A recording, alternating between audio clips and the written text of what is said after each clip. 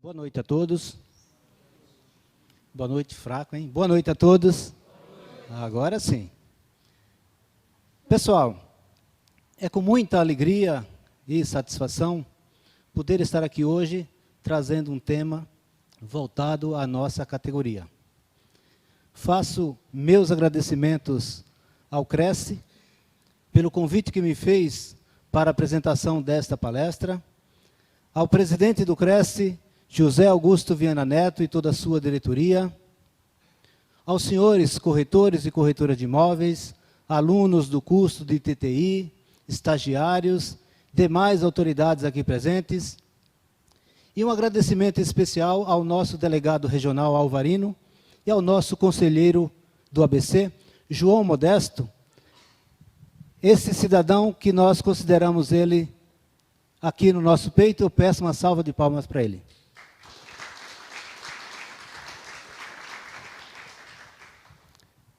Toda locação de imóveis, ela tem o seu início em alguns estágios. Dentre eles, análise da condição do imóvel. Prossegue-se na análise da situação do locador. Nem todo mundo pode ser locador. O terceiro estágio é a análise do locatário. E, finalmente, análise do fiador. Na análise da condição do imóvel, é lamentável eu dizer, mas eu tenho absoluta certeza que muitos de vocês sequer conhecem o teu inquilino, quanto mais o imóvel a ser locado. Não é pelo fato da gente conhecer o bairro, a rua onde está localizado o imóvel, que não há a necessidade de visitar esse imóvel. Há sim. Eu costumo brincar que a gente precisa conhecer a noiva, precisa conhecer o imóvel. Ver a estrutura desse imóvel, as condições que ele oferece, fazer uma pré-vistoria antes de colocar na comercialização. Precisamos saber o que tem em volta: comércio, escolas, padarias, linhas de ônibus, fábricas. Ver se aquele imóvel é totalmente independente ou não e as condições que ele oferece, porque quando o nosso cliente liga na imobiliária, ele quer saber detalhes do imóvel e nessa hora a gente não pode gaguejar. Eu não tenho certeza, não visitei o imóvel. Precisa visitar o imóvel, precisa conhecer a noiva. A documentação mínima que vocês têm que ter do imóvel em seus arquivos, se vocês não quiserem anotar, eu prefiro me dar o e-mail e eu mando o material por e-mail. Se quiserem anotar, fiquem à vontade. A documentação mínima que devemos ter em nossos arquivos são as seguintes: matrícula do imóvel, prova da regularidade da posse, caso trate de possuidor. Às vezes a pessoa não tem uma escritura, mas tem um contrato de compromisso de compra e venda. Precisamos ter a procedência. Planta aprovada ou habite-se, principalmente para imóveis comerciais. Carnê do IPTU. Boletos da taxa condominial e regulamento interno, caso trate-se de apartamento. Uma cópia da procuração, se for assinado por representante. E, finalmente, as 3 últimas contas de água, luz e gás. Na análise da situação do locador, é o segundo estágio, eu disse que nem todo mundo pode ser locador. Eu vou contar um caso real, em que um colega nosso, ele pegou um imóvel para alugar, e o proprietário do imóvel pediu urgência. O corretor foi até aquele imóvel, constatou que a mudança do proprietário já estava sendo desmontada, já estava sendo encaixotada. 2 dias depois, surge um pretendente, o corretor leva até o imóvel, o rapaz interessado alugou o imóvel, o corretor telefonou para o proprietário, pediu para ele passar na imobiliária, assinar o contrato, foi alugado com depósito, o corretor pegou 3 meses de depósito, repassou para o proprietário. 10 dias depois, encosta um carro em frente ao imóvel, era um oficial de justiça. Veio para despejar o inquilino.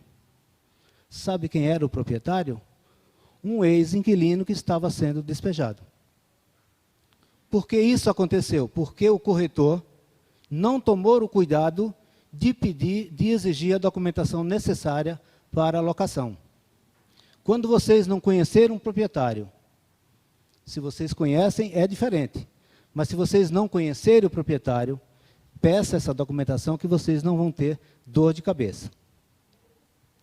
E a documentação mínima do proprietário, do locador, RG e CPF e sua qualificação. Se houver usufruto, apresentar qualificação completa. Se for pessoa jurídica, apresentar o contrato social e suas alterações. Se houver espólio, apresentar a certidão de nomeação de inventariante. Se for procurador ou administrador, apresentar documentos que comprovem os poderes de representação. E aí vocês podem alugar o imóvel. Mas quem é que realmente pode ser locador? Pode ser locador, naturalmente, é o proprietário. Aquele que consta na matrícula ou no contrato de compromisso de compra e venda, desde que tenha uma procedência. O espólio do proprietário falecido também pode ser locador. O usufrutuário. Os pais do menor proprietário. Porque o meu filho tem 16 anos, ele pode ter um imóvel só no nome dele, mas ele não pode ser locador. Eu posso ser pelo meu filho. O invasor também pode ser locador.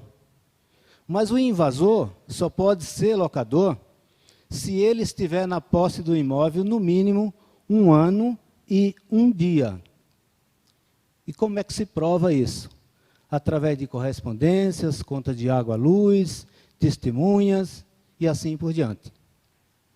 Parece absurdo, mas uma pessoa não sendo proprietária poder alugar um imóvel. Porque o que se transmite numa locação é a posse e não o imóvel em si. Também pode ser locador o condônimo do condomínio indiviso. O que é isso? Meu pai faleceu, deixou uma propriedade, uma só propriedade, de 3 cômodos. E deixou 3 herdeiros, eu e mais 2 irmãos. Eu sozinho posso ser locador, representando os 2 irmãos meus. Porque eu não posso alugar um cômodo, meu irmão o outro, e o outro irmão o outro cômodo da casa. O cônjuge do proprietário também pode ser locador. Mas o cônjuge do proprietário só pode ser locador se o cônjuge for casado pelo regime da comunhão universal de bens, desde que o cônjuge esteja na posse do imóvel. Também o cônjuge do proprietário pode ser locador no regime da comunhão parcial de bens, desde que o cônjuge esteja na posse do imóvel e aquele imóvel for adquirido após o casamento. O mandatário, na pessoa do seu procurador, também pode ser locador. E o próprio locatário também pode ser locador numa sublocação. E quem é que não pode ser locador? Não pode ser locador o inventariante.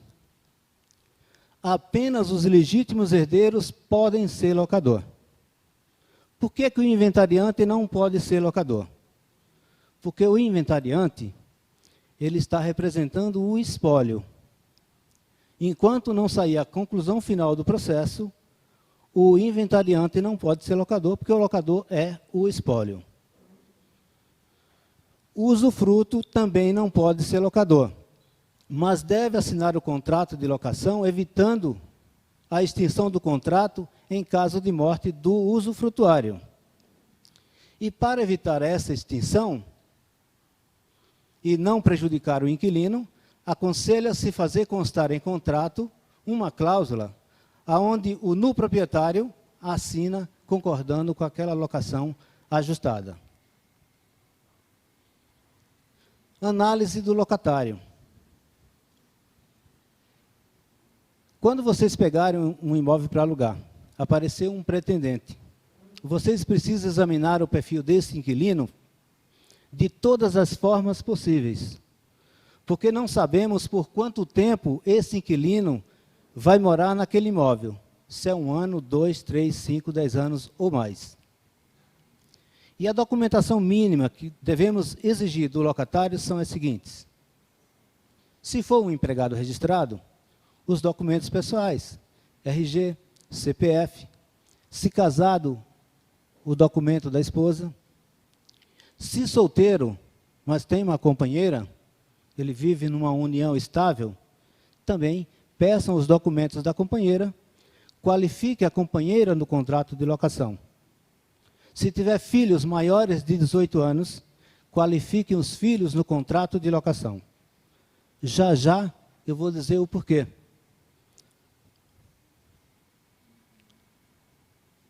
Peçam também um comprovante de endereço, água, luz, telefone, faturas bancárias, os 3 últimos recibos de aluguel e condomínio, se possível, uma cópia do contrato de locação, comprovante de renda dos 3 últimos olerites. E aí vem um detalhe interessante. Peçam uma declaração da empresa, atestando o salário atual, tempo de emprego, e que aquele funcionário não se encontra de aviso prévio. Às vezes estamos alugando um imóvel para uma pessoa que trabalha 5, 6, 8, 10 anos de firma, de emprego. Mas se ele estiver de aviso, e ele te apresentar o último olerite, praticamente já estamos alugando um imóvel para um inquilino desempregado.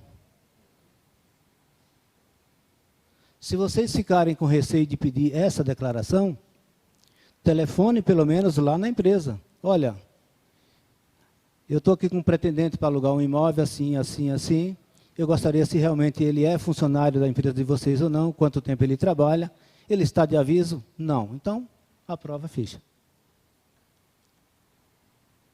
Se for um profissional liberal, um advogado, um corretor, um médico, vocês vão pedir documentos oficiais que comprove a atuação profissional. É fácil vocês conseguirem saber se eu sou ou não um corretor, se o João Modesto é ou não um corretor. Ele vai me fornecer o número do CRES dele. Eu acesso o site do CRES e vejo se o João Modesto está ou não na ativa. Um médico, a mesma coisa, advogado, a mesma coisa. Vocês vão na OAB, pelo nome do advogado ou o número da inscrição da OAB, vocês ficam sabendo se o advogado está ou não na ativa. Peçam um extrato bancário, uma cópia do imposto de renda na sua íntegra, recolhimentos dos DAFs do imposto de renda, se for aposentado, os 3 últimos recibos do benefício, mas cuidado com o aposentado, viu? Na Praça da Sé já se fornece declaração que eu sou aposentado e eu não sou.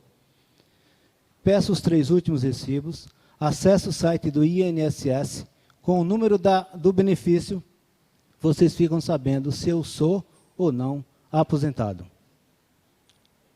E cuidado também com comprovantes de renda apresentado através de contrato de locação e recibo de aluguel. Deve apresentar também cópia do documento de propriedade e do IPTU. Análise do fiador. Hoje, nem pai quer ser fiador para o filho. Então, fiador, muito cuidado, principalmente se ele não for parente do inquilino.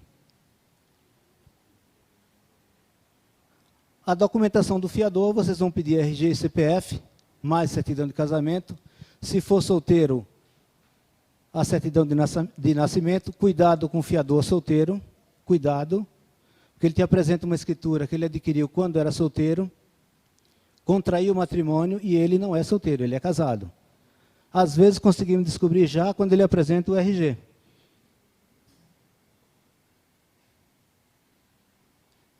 Peço uma cópia da escritura definitiva e registrada de um imóvel, o IPTU, comprovante de endereço e renda, faço uma entrevista com o fiador, exponha a ele as responsabilidades que ele está assumindo, caso o afiançado não venha a cumprir, mas faça essa entrevista mesmo.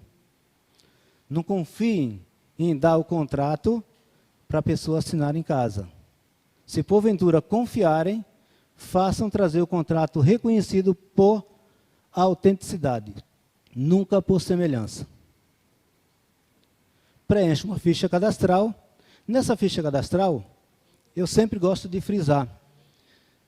A gente sempre anota o endereço atual, esquece do endereço anterior.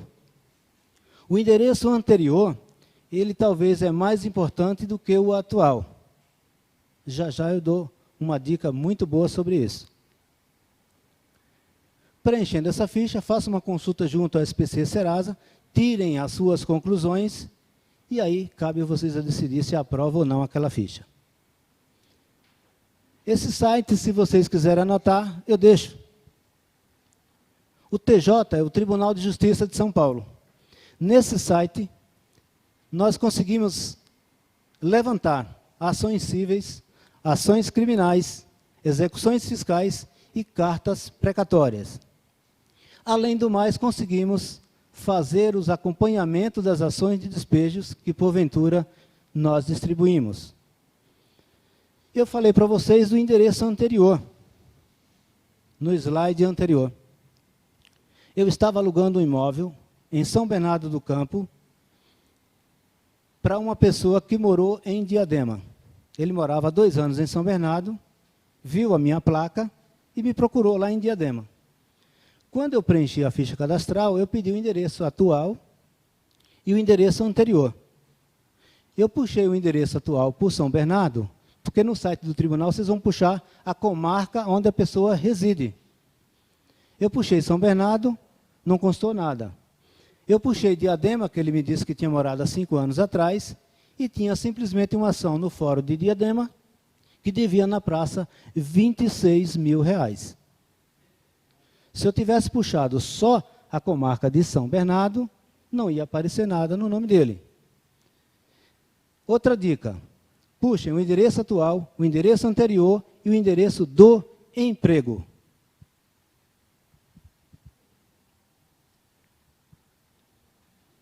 O JFSP é Justiça Federal de São Paulo. Aí conseguimos tirar também ações de execuções cíveis, fiscais e criminais, mas para estrangeiros ou pessoas jurídicas.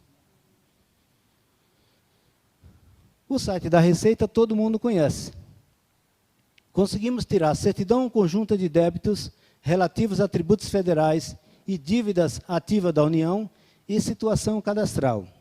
Aí vocês me perguntam, mas para que tirar situação cadastral? Dica, se o CPF que ele te forneceu não for verdadeiro, se esse CPF for adquirido lá na Praça da Sé, vocês não vão conseguir ver a situação cadastral. Além do mais, conseguimos verificar se aquela pessoa está regular, se está pendente de regularização no próprio CPF, para saber se aquela pessoa é uma pessoa preocupada ou não. Se ela sair regular, é porque ele está normal. Além do mais, no site da Receita, vocês podem acessar a pessoa jurídica, ver, de acordo com o Olerite, o CNPJ da empresa que ele te forneceu e ver se realmente o nome da empresa confere e se ela está ou não na ativa. Porque se vocês quiserem 10 olerites, é só falar comigo que eu arrumo. Entre aspas, né? O quarto site é o protesto.com.br. Essa pessoa disse para mim que mora em São Bernardo, morou em Diadema, mas ele pode dizer também que há 10 anos atrás morou em Feira de Santana, na Bahia. Eu posso puxar o cartório de protesto de São Bernardo, de Diadema, e de Feira de Santana, na Bahia. Interessante, né? E verifico nesses 3 caminhos que ele me forneceu, se ele tem algum protesto ou não.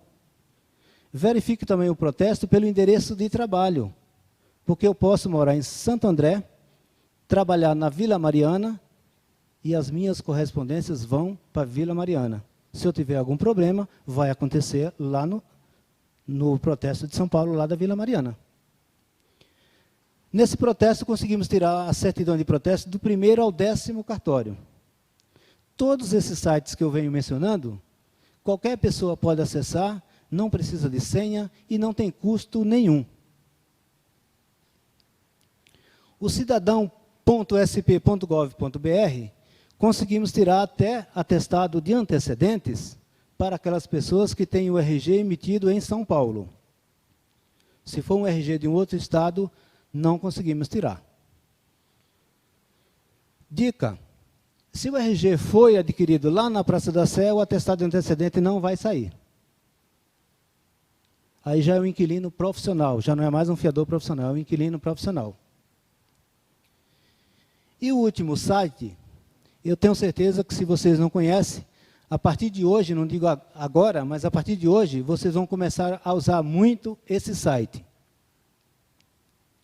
Se o inquilino desocupar um imóvel e deixar para trás água, luz, aluguel, provavelmente daqui uns 4, 5, 6 meses, com esse site, vocês vão achar o inquilino.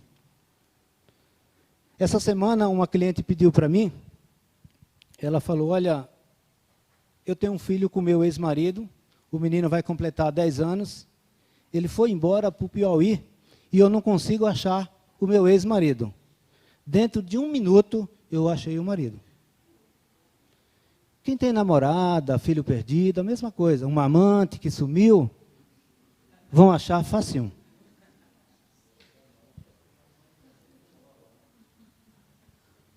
Boa noite, Magali.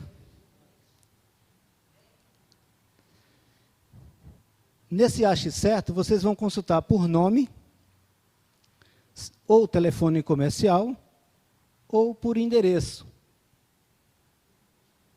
Por nome, telefone comercial, ou por endereço. Vai sair uma janelinha pedindo o estado que vocês querem fazer aquela pesquisa. Eu estou falando muito no João Modesto, eu tenho que falar de outro corretor agora. Se o João Modesto mudar para Salvador, e eu ficar sabendo para onde o João mudou, dentro de 1 minuto eu localizo o João, desde que ele tenha uma linha telefônica no nome dele. Às vezes a gente quer procurar um proprietário, ficou uma escritura sem fazer há 10, 15, 20 anos atrás, e a gente, com esse site, provavelmente vamos localizar aquele proprietário. Vamos adiante? Já sabemos qual vai ser o tipo de locação, quem vai ser o inquilino, se vai ser com fiador ou não. Nada mais justo do que tomar a decisão e alugar esse imóvel. Mas aqui eu pergunto, o contrato vai ser verbal ou vai ser escrito? Juridicamente, o contrato verbal ele tem valor. Só que o inquilino entra o dia que quer, sai o dia que quer, te paga o dia que bem entender, não te paga uma multa contratual, muito menos o seguro incêndio. O correto é um contrato escrito e descrever nesse contrato os direitos e as obrigações de cada um. Antes de assinar esse contrato, devemos fazer uma vistoria, que eu chamo aí vistoria de entrada. E constar nesse termo de vistoria, nesse laudo de vistoria, o estado que realmente se encontra aquele imóvel. Piso, pintura, parte elétrica, hidráulica, fechaduras, vitrôs, janela, a condição que realmente aquele imóvel oferece. Se, por exemplo, tiver lá 3 vidros trincados, escrevam lá no laudo de vistoria. Janela do quarto, um vidro trincado. Vitrô da cozinha, 3 vidros quebrados. E todo mundo assina, porque futuramente não tem quem cobrar de ninguém. Mas antes de assinar esse contrato, eu recomendo que vocês façam a leitura da água, da luz e do gás. Porque o inquilino desocupou a semana passada. Em seguida, alugamos um imóvel. Evidentemente que tem um consumo de energia, de água ou de condomínio do inquilino anterior. O novo inquilino não vai querer pagar aquele consumo. Então, tira-se a leitura e faz uma média quando chegar a próxima conta. Na entrega das chaves, não se esqueça de fazer a vistoria de saída, compare com a vistoria de entrada, peça a devolução das contas de água, luz e gás. Se vocês não quiserem pedir, acesse o site da Companhia de Água, de Luz e do Gás e verifiquem, antes de assinar o termo de rescisão ou o recibo de entrega de chaves, se tem contas pendentes ou não. Façam novamente a leitura da água, da luz e do gás, elabore o recibo de entrega de chaves, prepare uma rescisão contratual, se o contrato estiver em vigor. Se for condomínio, peça ao síndico uma declaração de quitação. Outra dica, evitem deixar em mãos do inquilino o carnê do IPTU e o boleto do condomínio. Eu tinha um inquilino, eu confiava nele, hoje eu não confio. Ele desocupou o apartamento, veio me trazer as chaves. Eu pedi para um rapaz que trabalha comigo fazer a vistoria no apartamento com o inquilino. Enquanto eles foram ver o apartamento, fazer a vistoria de volta, eu liguei na administradora, ele tinha apenas 8 condomínios em aberto. Ele tinha atrasado, fez um acordo, mas era equivalente a 8 condomínios. Se eu não tivesse tomado esse cuidado, talvez o prejuízo teria ficado comigo. Apresento os 2, 3 últimos, a gente acredita que o condomínio está em dia, mas no fundo, era uma bomba. Então, evite deixar o condomínio e o IPTU na mão do inquilino. Agora vamos falar da nova lei do inquilinato, que todo mundo está falando. A lei do inquilinato não é mais a 8.245 de 91? É. Houve apenas uma alteração na lei de 91. A lei 12.112, de 9 de dezembro de 2009. E aí eu trago algumas alterações que houve na lei, para vocês ficarem mais ou menos por dentro da situação, porque essa lei começou a vigorar 10 dias atrás, dia 24 de janeiro, que foi um domingo.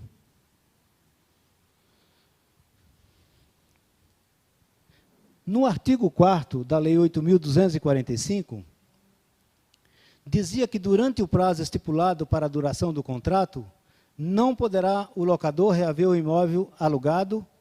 O locatário, todavia, poderá devolvê-lo pagando a multa pactuada segundo a proporção prevista no artigo 924 do Código Civil, ou na sua falta o que judicialmente for estipulada. Na nova lei, fala dessa proporcionalidade ao período do contrato. Na realidade, ela já existia.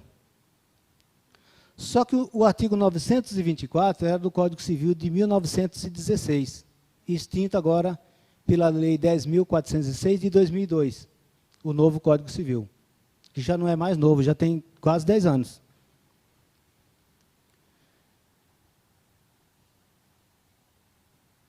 E os contratos de locação de muitos de vocês, meu também, muitos, tinham aquela cláusula padrão dizendo que a multa era cobrada integralmente. Aí virava essa salada na cabeça dos inquilinos, dos proprietários e também de alguns juízes. Alguns juízes entendiam que a multa deveria ser cobrada de acordo com o que estava no contrato. Porque o artigo 924 ficava aí falando em proporção, mas muitos cobravam integralmente. Aí agora é para valer. A Lei 12.112 de 2009 veio para confirmar e reafirmar, junto com o artigo 571 do novo Código Civil, que a multa tem que ser proporcional ao tempo faltante do contrato. Um contrato de 30 meses, se a multa é 3 aluguéis, e eu cumpri 15 meses, essa multa, evidentemente, é um aluguel e meio. É a metade dela, porque eu já cumpri metade do contrato. Um inquilino desocupou um imóvel anteontem, veio me trazer as chaves. Faltavam 2 meses para vencer o contrato. A proprietária ligou para mim, eu liguei para ela. Ela disse, olha, ele tem que pagar os 2 últimos aluguéis para completar 1 ano e pagar mais a multa. Falei, não é por aí.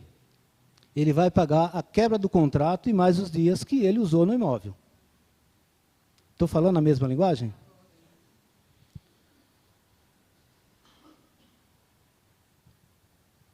No artigo 12, falava-se em dissolução da sociedade concubinária. Na nova lei, fala da dissolução da união estável. Veio uma linguagem jurídica mais bonitinha, porque a união estável, no novo Código Civil, é equiparada ao casamento. Artigo 12, na nova lei do inquilinato. Em caso de separação de fato, separação judicial, divórcio ou dissolução da união estável, a locação residencial, não esqueçam disso, a locação residencial, não a comercial, prosseguirá automaticamente com o cônjuge ou o companheiro que permanecer no imóvel. Se não tiver o cônjuge ou o companheiro, mas deixou lá no imóvel filhos, que vocês qualificaram lá no contrato, essa locação transfere para os filhos. Se deixou a companheira, numa separação, num divórcio, morte do inquilino, transfere para a companheira ou os filhos dela. Apenas se morar no imóvel. Se não morar, não.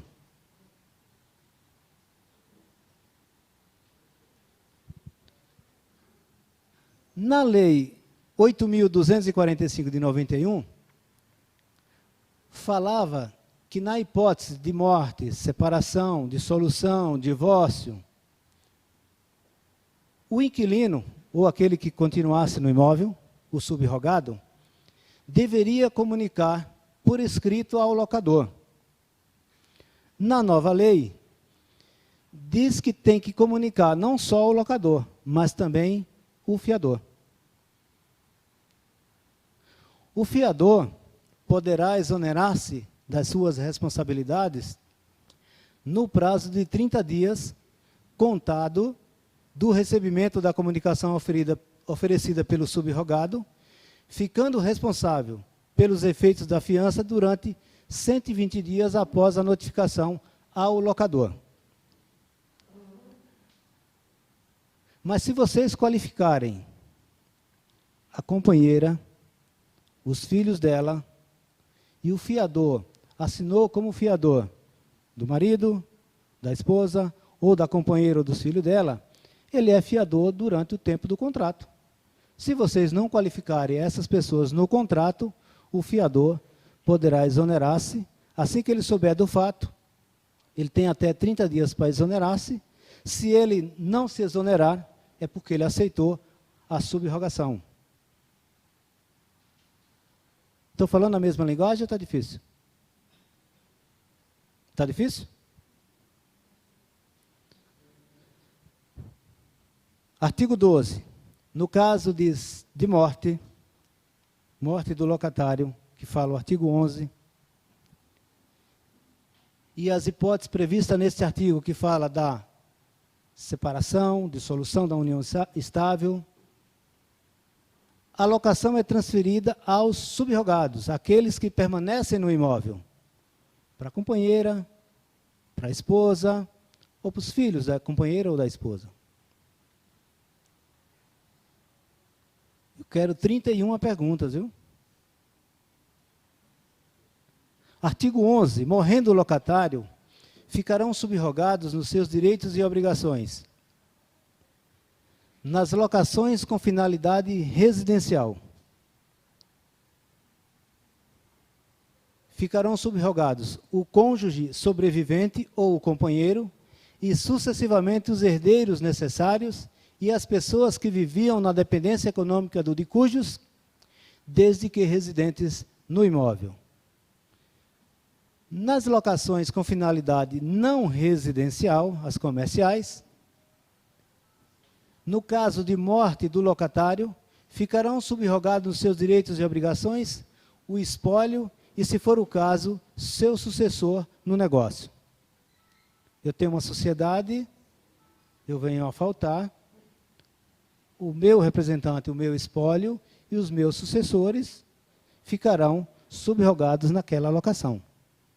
O proprietário não pode simplesmente falar, olha, o inquilino, a pessoa jurídica tal faleceu, fulano tal faleceu, e eu não quero mais vocês aqui no imóvel. Ele é obrigado a aceitar. O artigo 39 também sofreu algumas alterações. Na Lei 8.245, dizia que qualquer das garantias locatícias se estende até a efetiva devolução do imóvel.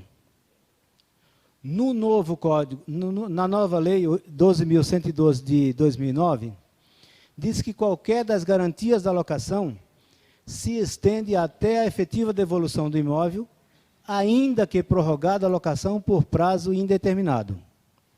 Explicando melhor. Na Lei 8.245,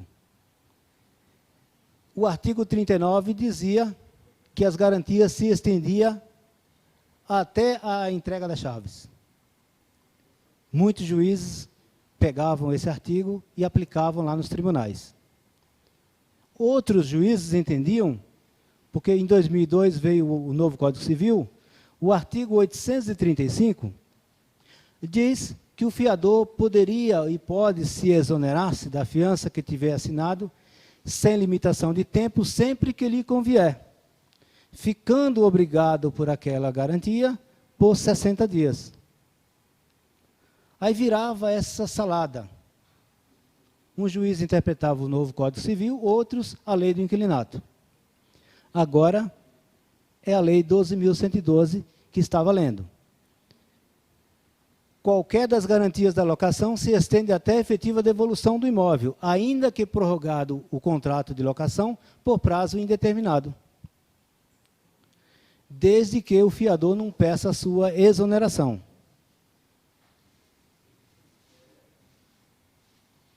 O artigo 40 também sofreu uma pequena alteração. O locador poderá exigir novo fiador ou substituição da modalidade de garantia nos seguintes casos. Na Lei 12.112 de 2009. Aqui, ó. Ausência, além de morte do fiador, do fiador, ele pode pedir outra garantia locatícia. Ausência, interdição, acresceu aí a palavra recuperação judicial, falência ou insolvência do fiador, declarada judicialmente.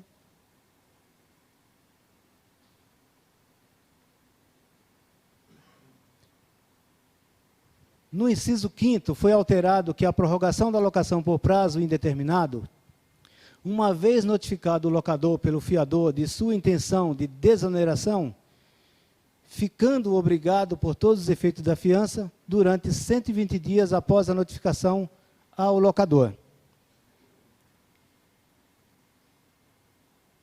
Foi acrescido um parágrafo único dizendo que o locador poderá notificar o locatário para apresentar nova garantia no prazo de 30 dias, sob pena de desfazimento da locação. O fiador pediu a exoneração. O inquilino não conseguiu arrumar outro fiador ou uma outra modalidade de garantia que o locador aceitou.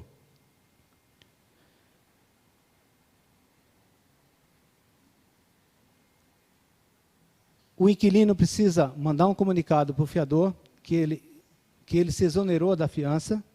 O locador manda uma notificação de volta para o inquilino, dando um prazo de 30 dias para ele arrumar outra garantia. Só que o fiador ele fica responsável pela garantia por mais 120 dias após a notificação. É o tempo que nós conseguimos arrumar outra garantia ou não. Se o inquilino não arrumar, dá-se tempo para poder entrar com uma ação por infração contratual. Aí o juiz expede liminar de 15 dias para sair. Já já explica a história dessa liminar de 15 dias.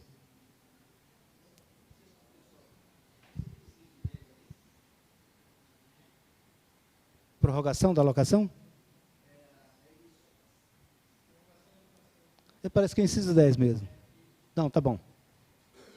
No lugar do quinto ali é 10º mesmo. Obrigado, viu? Ação revisional na Lei 12.112 de 2009. Na ação revisional de aluguel, que terá o rito sumário, observar-se-á o seguinte: ao designar a audiência de conciliação, o juiz, se houver pedido e com base nos elementos fornecidos tanto pelo locador como pelo locatário, ou nos queira indicar, fixará aluguel provisório no que será devido desde a citação nos seguintes moldes.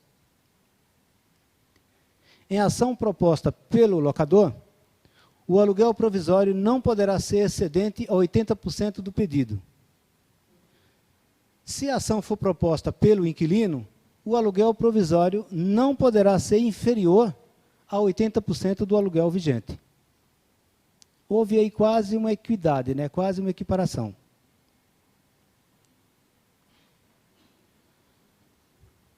O inciso 3 diz que, sem prejuízo da constatação e até a audiência, o réu poderá pedir que seja revisto o aluguel provisório, fornecendo os elementos para tanto. Na audiência de conciliação, apresentada a contestação, que deverá conter contraproposta, se houver discordância quanto ao valor pretendido, o juiz tentará a conciliação e, não sendo esta possível, determinar a realização de perícia. E um perito hoje é caro. É melhor um acordo razoável do que chegar a esse extremo. Despejo e hipótese de liminar. Artigo 5.9. Por descumprimento de mútuo acordo escrito com prazo de 6 meses para desocupação, esse acordo tem que ser assinado por 2 testemunhas. Despejo de locação residencial celebrada verbalmente ou por escrito, com prazo inferior a 30 meses, em razão da extinção do contrato de trabalho, o artigo 47, inciso 2, e locação em virtude de emprego. Despejo de locação por temporada, proposta em até 30 dias do seu vencimento. Morte do locatário e permanência de pessoas não autorizadas naquelas no artigo 11 e 12 que ficam subrogadas. Despejo em face do sublocatário sem autorização do locador e extinta a locação. Despejo pela necessidade de reparos urgentes autorizado pelo poder público, que não possam ser executados com a permanência do locatário, ou podendo, ele se recuse a consenti-los. Despejo pelo término do prazo notificatório de 30 dias do locador ao locatário para apresentação de nova garantia, a hipótese de liminar. Despejo pelo término do prazo da locação não residencial, porque o contrato não residencial, findou-se o prazo, não havendo renovação, o locador pode promover a ação de despejo, mesmo que seja por denúncia vazia e aquela locação tenha ou não garantia. O aluguel comercial, o locador pode, no término do contrato, pedir a desocupação do imóvel, dando um prazo de 30 dias. Despejo por falta de pagamento de aluguel e acessórios da locação, água, luz, condomínio, pode entrar com ação de despejo. Se o inquilino pagou o aluguel, mas ficou devendo condomínio, vocês podem entrar com ação só do condomínio. Se o contrato estiver sem quaisquer das garantias no artigo 37, caução, fiança ou seguro-fiança, por não ter sido contratado ou em caso de extinção ou pedido de exoneração, também cabe eliminar. Também cabe eliminar por exoneração do fiador, em que o locatário não apresente nova garantia em 30 dias. A exoneração do fiador só pode ocorrer nos seguintes casos: morte do locatário, separação, divórcio, dissolução da união estável ou prorrogação do contrato por prazo indeterminado. Nessas condições, o fiador pode pedir a sua exoneração. Eu trago aí uma cláusula sugerida para evitar essa exoneração do fiador. É um pouquinho grande, mas eu vou ler. O fiador declara em caráter irrevogável e irretratável renunciar às faculdades previstas nos artigos 827, 828, 835, 837 e 839 do Código Civil. Também nas hipóteses do artigo 12, parágrafo 2º, artigo 40, inciso 10, da Lei 8.245, renunciando expressamente ao direito de pedir exoneração da fiança e ao benefício de ordem, assumindo a condição de obrigados solidários, nos termos dos artigos 264 e 275 do Código Civil, tudo mesmo após o fim do prazo estipulado, até a restituição do imóvel em perfeito estado, com cumprimento integral das obrigações decorrentes deste contrato. Essa é uma cláusula muito boa. Eu passo esse material por e-mail para vocês e vocês depois anotam essa cláusula no contrato de vocês. Despejo por falta de pagamento. O prazo de 15 dias para pagamento da dívida passou a ser computado já da citação. O inquilino foi citado, começa a contar os 15 dias. E o pagamento poderá ser realizado tanto pelo inquilino como pelo fiador.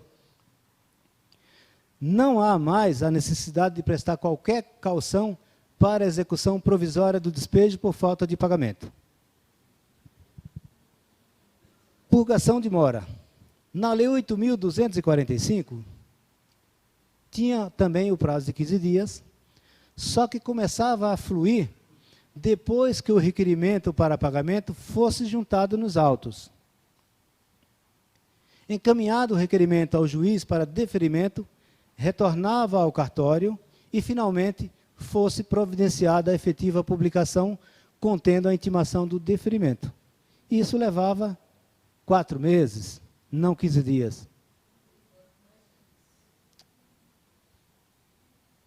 Na nova lei, o locatário, concordando com o cálculo e resolva não contestar, mas purgar a mora, pagar, tem 15 dias contados da citação para efetuar o depósito.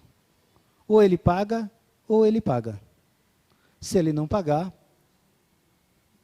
a ação de despejo é decretada em menos de 15 dias. Porque o próprio mandado já fica em poder do oficial de justiça.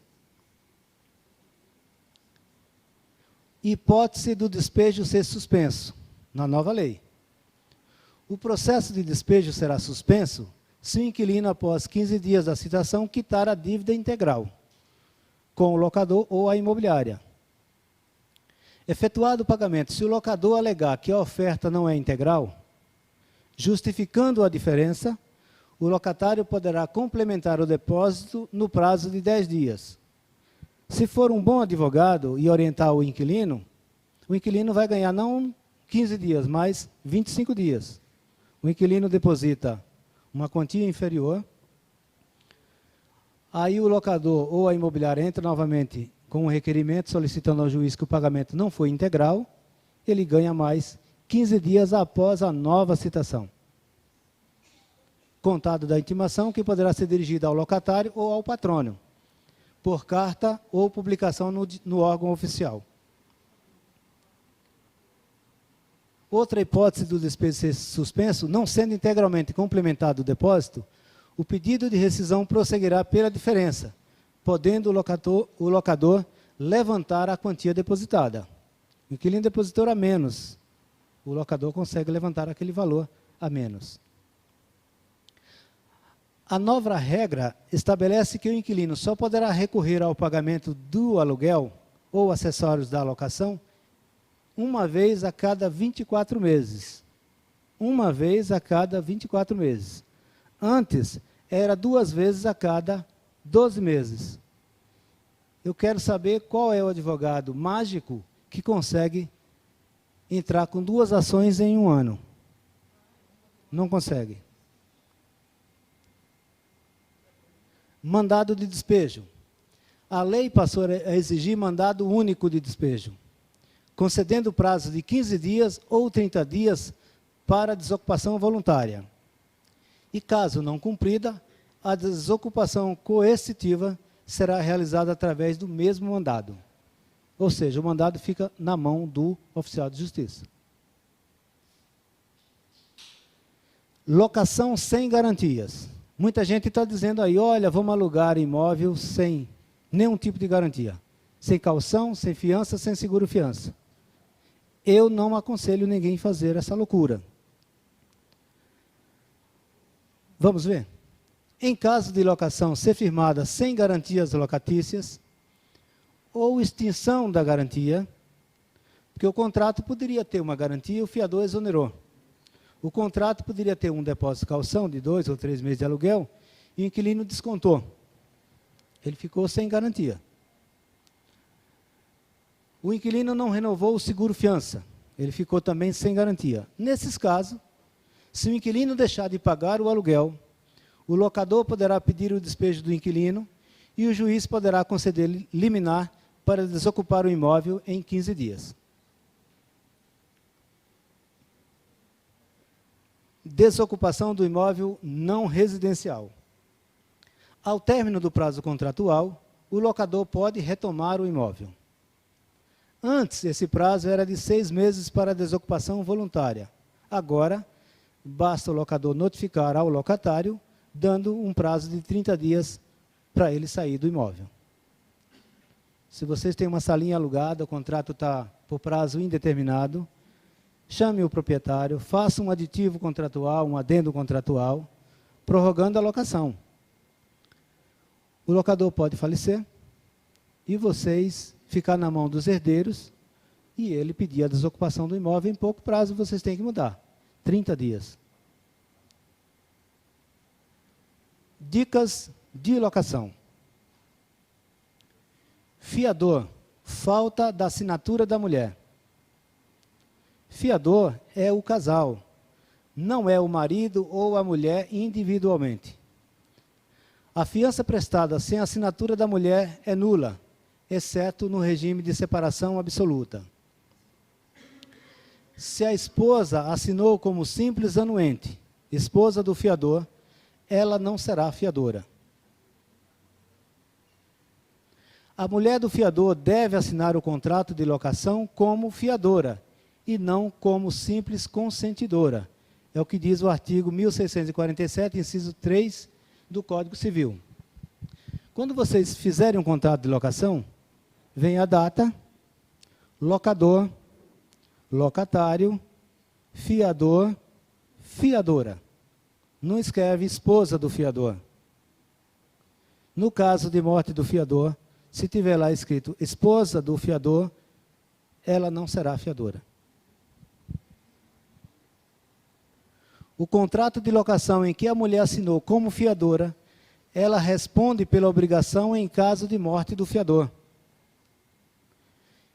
Morrendo o fiador casado, a fiança será suportada pelo cônjuge sobrevivente.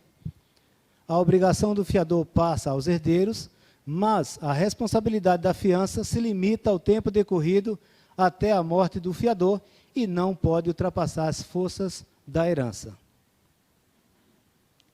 Acordos, aqueles que nós fazemos sem a anuência do fiador, o fiador ficará desobrigado da fiança ou do pagamento de diferenças de aluguel se houver acordos entre locador e locatário sem o seu conhecimento. Como, por exemplo, término do contrato, um novo valor. Vocês fizeram lá algumas alterações, alguns adendos aditivos contratuais, e não pegaram a assinatura do fiador. Ele só responde pelo valor da locação inicial. Viúva como fiadora. Segundo o Tribunal de Alçada Civil de São Paulo, locação, morte do fiador, manutenção da obrigação pela mulher, não figuração no contrato como fiadora, extinção da garantia. Locação não residencial, vocês devem tomar o cuidado de que aquele imóvel tenha a previsão de poder receber um alvará da prefeitura local para aquela atividade pretendida. Se não houver esse cuidado, o administrador, o corretor de imóveis, pode vir a sofrer uma ação de indenização e ser obrigado a reparar os prejuízos do locatário. Ficar atento também e fazer o acompanhamento dos aluguéis locados às pessoas jurídicas, no que se refere ao recolhimento do imposto de renda. Sempre solicite cópia dos DARFs do imposto de renda para evitar problemas futuros. Vocês podem alugar o imóvel para uma empresa, ela descontar o imposto de renda no aluguel e não recolher para a Receita. O proprietário vai declarar aquele aluguel que foi descontado X no imposto de renda, vai dar a divergência e os dois vão entrar na malha fina. Então, cuidado, acompanhe esses DARFs, peça uma cópia e faça o acompanhamento do recolhimento do imposto de renda. Muita gente faz contrato de 12 meses. Ainda hoje foi um rapaz na imobiliária para eu fazer, ele disse, eu não faço. Faça um contrato de 30 meses, coloque uma cláusula depois de 12 meses que ele pode sair sem pagar aquela multa indenizatória. O despejo, ao final do período, terá de ter um motivo para aqueles que fazem um contrato de 12 meses. Falta de pagamento, uso próprio, ou de ascendente, descendentes, ou reformas necessárias autorizadas pelo poder público. Recomenda-se fazer contrato de 30 meses e pactua-se uma cláusula com isenção dessa multa compensatória a partir do 13º mês. Se o prazo de locação for menor que 30 meses, o locador só poderá requisitar o imóvel de volta depois de 5 anos. A revisional ele pode fazer no terceiro ano. Mas se ele fizer um contrato inferior a 12 meses, ele só pode requisitar o imóvel depois de 5 anos. A não ser que ele prove que será para uso próprio, de ascendente, descendentes ou reforma, e com aviso de 30 dias. Locação para temporada, 90 dias, não pode ser 91. Locação para temporada pode ser uma semana, 40 dias, não pode ultrapassar 90 dias. Se ela ultrapassar os 90 dias e nós continuar recebendo o aluguel normalmente, essa locação se renova por um prazo mínimo de 30 meses. E contrato com prazo maior que 10 anos, igual ou maior, deve haver a vênia conjugal, a concordância do cônjuge. 2 locatários ou mais num contrato. No início eu falei, qualifiquem o locatário, a companheira e os filhos da companheira se maior de 18 anos. Então, esse contrato tem mais que um locatário. Escrevam a seguinte cláusula. Os locatários declaram-se solidários entre si, concedendo uns aos outros poderes para recebimento de citação, respondendo por todas as obrigações mencionadas neste instrumento, quer em juízo ou fora dele, em conjunto ou isoladamente, independentemente da ordem de nomeação. Se vocês qualificarem todos no contrato de locação, o fiador ele é fiador de todos.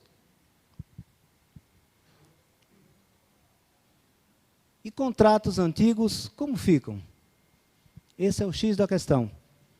Eu tenho um contrato que vai vencer em março, outro vai vencer daqui a um ano, outro eu fiz agora em dezembro, vai vencer em 2012. Como ficam esses contratos? Boa pergunta, né? Como ficam? Acho que foi isso que vocês vieram buscar. Como ficam os contratos que eu já fiz anterior à lei?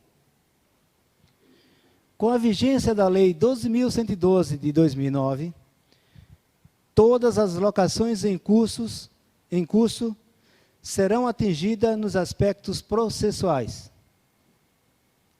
sendo resguardada a inteira eficácia dos autos processuais anterior à lei, até então praticados. Seus dispositivos geram efeitos de imediato. Por exemplo, ação de despejo por falta de pagamento, revisional, uma renovatória, e assim por diante. Algum aditivo que eu fiz, começam a valer, mesmo aquelas locações ajustadas anterior à Lei 8.245.